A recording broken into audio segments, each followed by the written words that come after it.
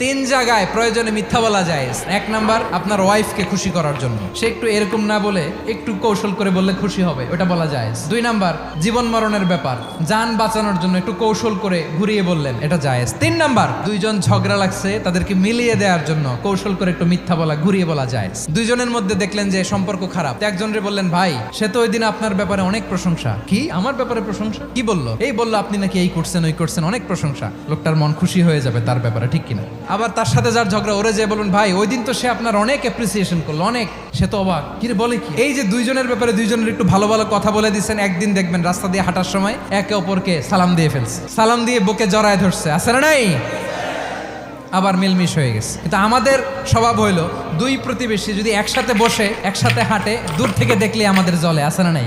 ঘটনা কি? এই দুইটার মধ্যে এত মিল কে? এই দুইটার মধ্যে গিরিঙ্গি লাগানো যায় কিভাবে?